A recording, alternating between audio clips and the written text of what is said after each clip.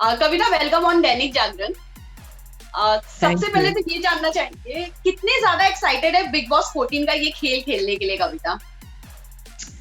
हाँ, मैं हूँ एक्साइटेड,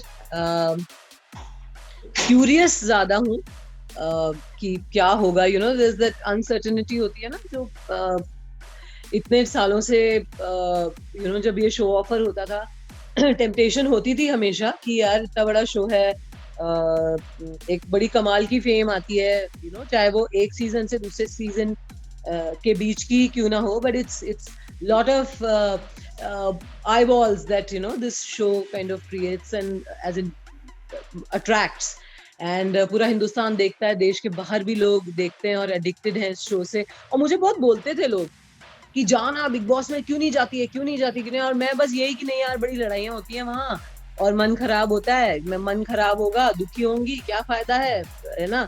नहीं जाते, नहीं जाते। तो लेकिन अब मेरे ख्याल से टाइम ही ऐसा आ गया जहाँ हर कोई किसी से भी लड़ रहा है, कोई कुछ भी बोल देता है किसी को सोशल मीडिया पे। तो how different is the world from Bigg Boss house, so इससे अच्छा है कि भाई चले ही जाओ, एटलीस्ट उसके फायदे इतने हैं वो तो उठा लो। अच्छा, कविता, मेंटली कितना जरा प्रिपेयर हुई? क्योंकि आप जानती हैं कि शो के अंदर मेंटली इमोशनली आप बहुत ऐसा मूवमेंट आएंगे जहाँ ब्रेक डाउन होंगे आप, तो उस तरह पे अपने आप को किस तरह संभालने वाली है कविता?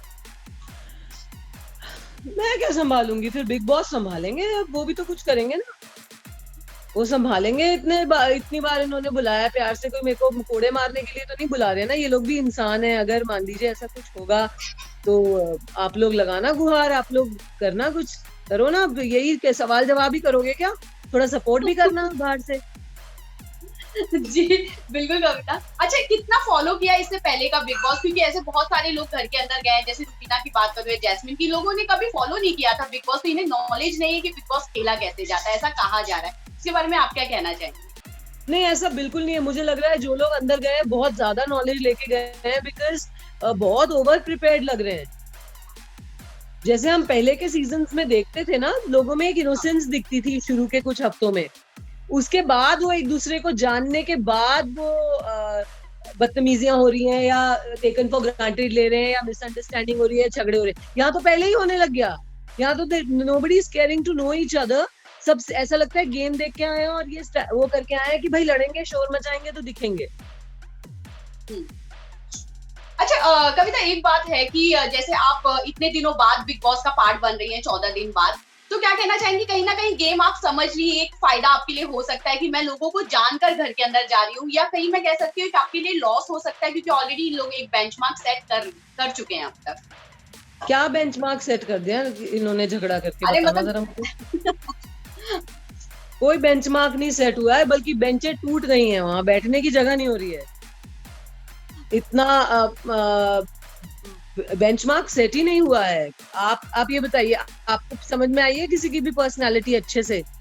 किसी ने अपना कोई ऐसा साइड दिखाया जिससे कि उनका रियल नेचर, या वो कहाँ से हैं, या वो आज जैसे हैं वैसे कैसे बने, ये तो किसी ने ढंग से बताया ही नहीं, किसी ने जानने की भी कोशिश नहीं की है।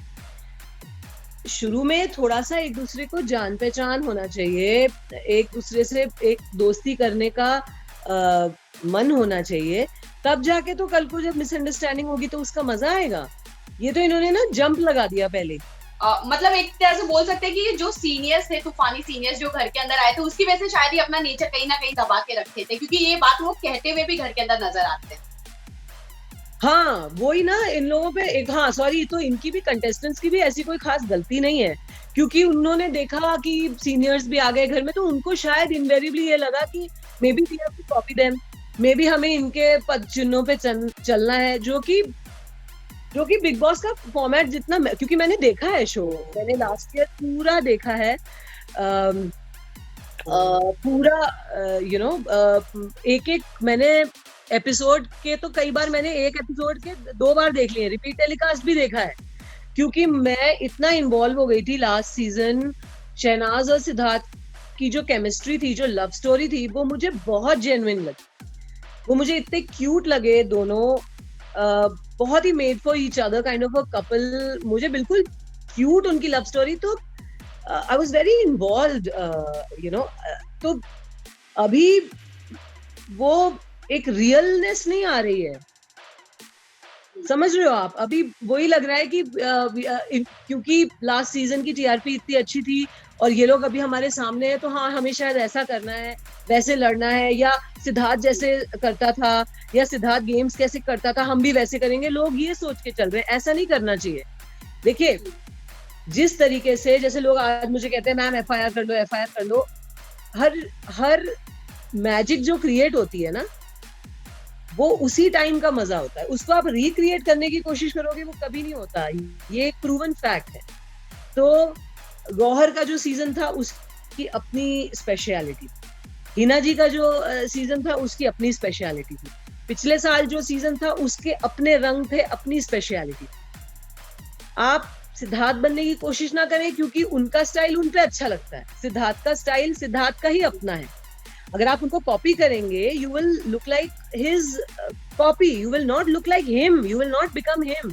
ये बात कंटेस्टेंट्स को, आई थिंक वही कंटेस्टेंट्स की भी गलती नहीं है। जब उन्होंने देखा कि ये लोग हैं, तो इनवेरिएबली वो उस शैडो में ढल गए।